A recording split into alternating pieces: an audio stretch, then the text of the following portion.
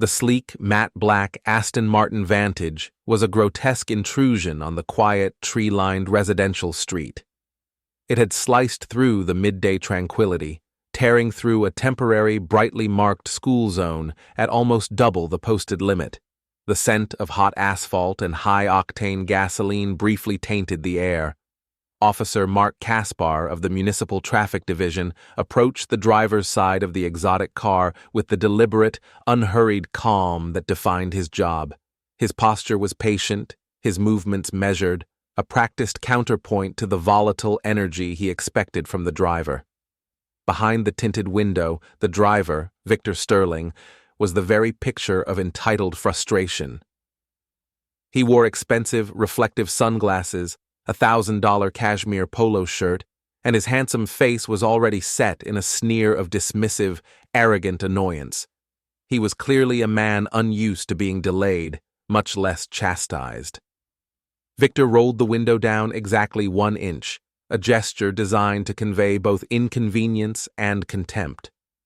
A condescending sigh leaked out, heavy with expense and self-importance. "Look, officer, I'm already late for an important lunch. This is a ridiculous speed trap, frankly. Can we just cut the formalities? Write the ticket if you must. Or better yet, let's just make this simple and swift." Officer Kaspar remained impeccably polite, but utterly firm, the summer heat doing nothing to melt his resolve. "Sir, I pulled you over for a significant and dangerous violation. You were clocked at 75 miles per hour in a 40 miles per hour zone, which transitions immediately into an active school zone. Your actions constitute reckless endangerment of minors. I'll need your license and registration, please." Victor, instead of complying with the request for identification, reached casually into the center console. He retrieved a thick, alligator skin wallet, a specimen of conspicuous wealth, and pulled out a crisp, new $100 bill. He neatly folded the bill lengthwise around his driver's license, creating a tempting, explicit package. He held the wad out through the narrow gap of the window to Officer Kaspar. "Take this," Victor said, his tone slick, patronizing, and utterly confident. "Consider it a generous processing fee, officer. You and I both know the city won't pay you enough to actually care about the speed limit at this intersection. Skip the paperwork. Save us both the aggravation, and go buy yourself a better lunch. That uniform looks terribly hot." Officer Kaspar didn't flinch, he didn't move. He simply let the offer hang in the hot air between them, the folded money a blatant insult to his badge. His expression remained utterly unchanged, his patience unnerving. "Sir," Kaspar said, his voice flat and steady, "I am not accepting a bribe. I am asking for your documents so I can issue a citation for reckless endangerment, which is a significant criminal offense." Victor let out a barking, superior laugh that echoed off the car's interior. "Reckless endangerment? You think I endanger anyone? I drive a car that costs more than your entire life savings, officer. I pay your entire salary 10 times over in property taxes alone. Don't be a hero over a few miles an hour, trying to impress the neighbors. You're an underpaid traffic cop on a power trip. Look at your boots. Look at your sweat-stained vest. You're baking out here for 50 grand a year, and you're going to lecture me on morality?" Victor raised the $100 bill higher, waving it mockingly, the crisp paper a tangible piece of contempt. "Here. It's $200, double the original offer. Let this be a practical lesson in economics. Professionalism knows its price, and yours is low. Take it and be smart." Officer Kaspar finally spoke, his voice dropping several decibels to a cool, quiet register that paradoxically cut through Victor's bluster and arrogance like a shard of ice. "Mr. Sterling," he said, the respect gone from the title, "I assure you I am not underpaid." He took a measured step back from the car and reached deliberately into his own regulation uniform pocket. He did not pull out a ticket book, a pen, or a radio.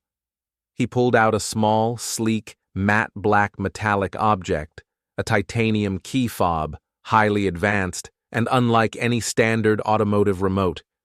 He pressed a specific, unmarked button.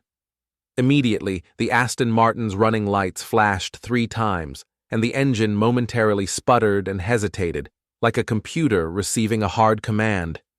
A tiny, almost imperceptible red light on the dashboard illuminated, indicating that the car's highly advanced GPS security and engine management system had been completely overridden and deactivated.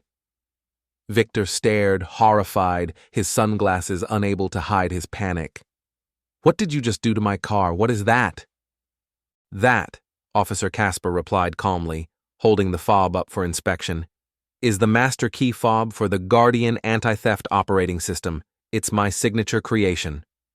Officer Kaspar reached up and slowly, deliberately removed his regulation sunglasses, revealing eyes that were sharp, intelligent, and utterly commanding. The eyes of a man who managed empires, not intersections. The tired working cop persona vanished, replaced by the effortless authority of a tech CEO. "My name is Mark Kaspar," he stated, the name suddenly filling the air with unexpected weight. "And before I began volunteering 20 hours a week with this department, which I do for free, because I believe in actual public service, I was the founder and majority shareholder of Aegis Security Solutions. We developed and sold the very software that runs every critical system in that Aston Martin, including its GPS, its electronic stability control, and its emergency brake override." Victor Sterling's face, moments ago red with furious contempt, was now chalk white with dawning, stomach-churning realization. He recognized the name Aegis. The company was a multi-billion-dollar tech giant, the global leader in vehicle security and logistics software. You're Mark Kaspar, the inventor?" Victor stammered, his voice stripped of its haughtiness. "The one and only," the officer confirmed with a slight nod. "I put in my 25 years in the tech world, made my money. Now I volunteer here to see that the city I made my fortune in operates safely for everyone, not just for those who can afford expensive cars. I'm here because there are few things more satisfying than enforcing the rules that arrogant, entitled people like you believe they are above." He pointed to the flashing yellow school zone sign behind them. "I don't need your $200, Mr. Sterling. The revenue from the parking structure you own in downtown alone would barely cover my monthly grocery bill. I have no financial incentive to take your bribe. My only incentive is public safety." Officer Kaspar snapped open his ticket book, the sound sharp and final. "Since you forced me to identify myself and actively disable your vehicle's systems to prevent flight, I will now be issuing 3 separate citations: the initial reckless driving violation, a failure to comply, and a mandatory fine for attempting to bribe a civil servant." He quickly wrote out the citation, his pen moving with practiced efficiency, and ripped the triple-figure citation from the book. He handed it through the narrow gap. "Your vehicle is now immobilized and will be towed from the school zone. The fine will be steep. And for future reference, Mr. Sterling," he said, his eyes drilling into the panicked driver, "you'll find that the true cost of professionalism has nothing to do with what the uniform is paid, and everything to do with the integrity of the person wearing it."